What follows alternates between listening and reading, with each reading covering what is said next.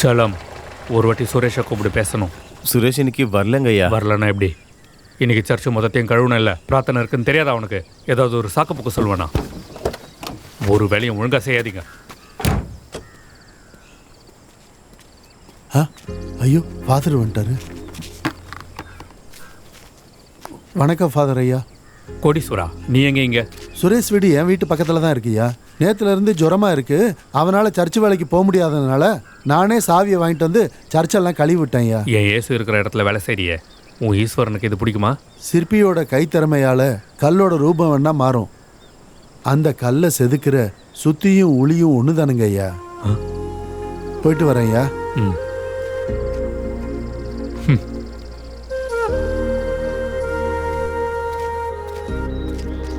Hello Subramani sir.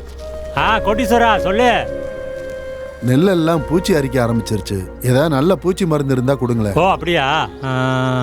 ஒரு வேலை பண்ணு, நாளைக்கு கம்பெனி பூச்சி மருந்து ஸ்டாக் வருது, நாளைக்கு வா தரேன்.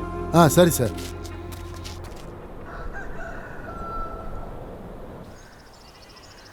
அம்மா, நான் பப்ளிக் எக்ஸாம்ல ஃபெயில் ஆயிட்டேன். பப்ளிக் எக்ஸாம்ல ஃபெயில்னா அவ்வளவு தைரியமா சொல்ற? பின்ன வேற எப்படி சொல்றது? சொல்லு. உனக்கு திமிர் அதிகமாயிடுச்சு. இரு ஒண்ண. அம்மா அம்மா அடிக்காதம்மா. இல்லடி, போடாத. அம்மா அடிக்கறாங்கம்மா. நீ தள்ளையா? என்னாச்சுடி? அவ பப்ளிக் எக்ஸாம் ரிசல்ட் வந்திருக்கு. அப்படியா? அவ ஃபெயில்னு தான் வந்திருக்கு. ஏதோ உன் பொண்ணு ஸ்டேட் ஃபர்ஸ்ட் வந்த மாதிரி மூஞ்சி வச்சிருக்க. வரலையா? ஸ்டேட் ஃபர்ஸ்ட்லாம் எடுத்து ஓரமா வை. முதல்ல அவ பாஸே ஆகல. அப்பா, சப்ளிமெண்டரி எக்ஸாம் இருக்குல்ல, அதுல பாஸ் ஆயிட்டா போகுது. எல்லாத்துக்கும் சிரிச்சிட்டே இருந்தா எப்படி? 2 அடி போட்டாதானே? என் பொண்ணு மேல கை வைக்கிற நாளெல்லாம் வராதுரி. ஒருவேளை அப்படி ஒரு நாள் வந்தா நான் உயிரோடவே இருக்க மாட்டேன். ஆனா நான் மட்டும் இல்ல, இந்த உலகத்துல இருக்கிற எந்த அப்பாவும் தன் பொண்ணு மேல கை ஓங்க விரும்ப மாட்டான். எதுக்காகன்னா ஒவ்வொரு ஆம்பளையும் தன்னோட பொண்ணை அவங்க அம்மாவா பாக்குறாங்கடி. சரியா போச்சு என் செல்ல அப்பா.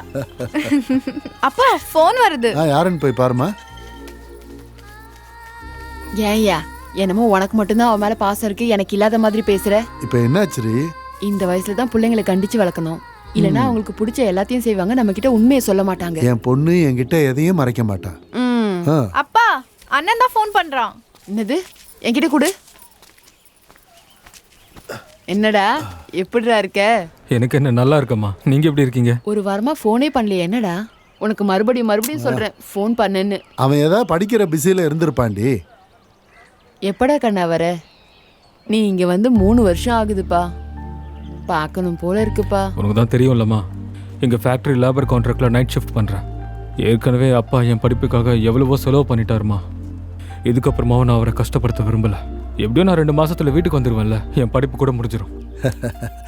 கடைசி பரீட்சை எப்ப கிருஷ்ணா? கொஞ்ச நாள் தான்ப்பா. கடைசி பரீட்சை அன்னைக்கு ஃபோன் பண்ண மறந்துடாத கண்ணா.